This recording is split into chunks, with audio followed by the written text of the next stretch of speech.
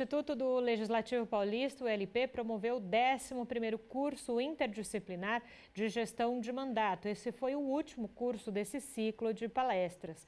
Entre os temas abordados foi o princípio da moralidade. A repórter Melissa Araújo acompanhou como foi. O Instituto do Legislativo Paulista, o ILP, promoveu na manhã desta segunda-feira o 11º curso interdisciplinar de gestão de mandato. A aula tratou sobre negócios jurídicos administrativos, controle dos atos públicos e direitos políticos, com o professor Hamilton Augusto.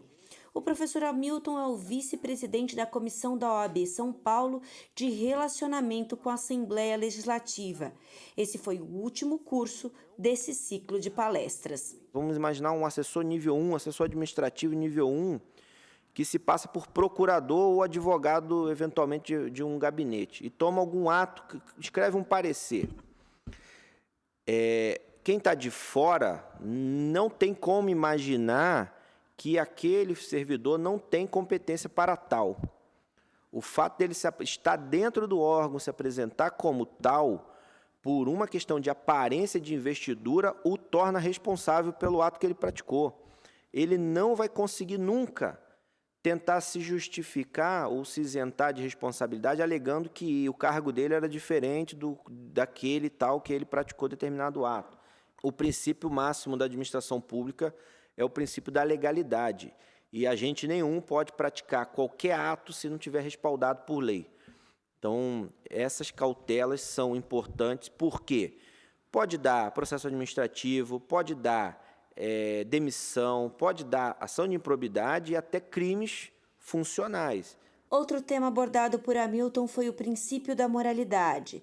De acordo com o advogado, esse é um assunto altamente complexo, uma vez que em determinadas condutas, o que é considerado moral ou não é relativo aos princípios de cada um. Esse princípio, ele impõe que o administrador não dispense a prática de preceitos éticos na condução do seu agir, naquilo que vai nortear o seu agir.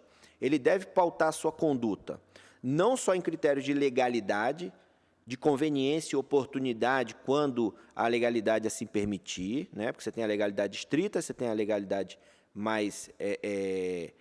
uma legalidade mais estrita, no sentido de que só pode praticar o ato permitido, até a vontade da prática do ato ela é restrita àquilo que está definido na lei, e você tem aí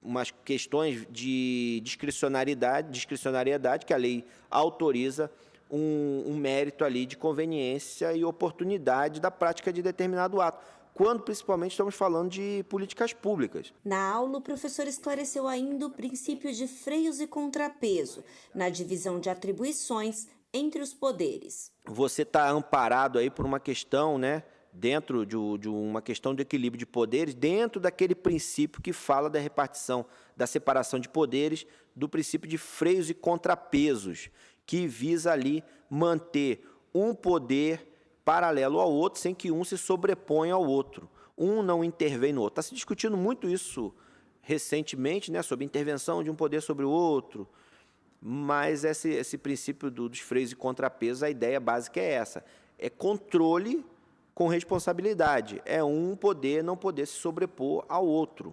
O judiciário não pode se sobrepor ao poder legislativo, principalmente no que tange ao mérito, que a gente falou, salvo se o mérito for viciado. Se o mérito do ato administrativo for viciado, o poder judiciário pode adentrar, inclusive anular o procedimento. Do contrário, há a máxima que entende que não cabe ao judiciário intervir no mérito do ato administrativo, cabe ao gestor definir como agir e por que agir. Os cursos do ILP são gratuitos e podem ser acompanhados ao vivo ou posteriormente pelos canais da Rede Alesp.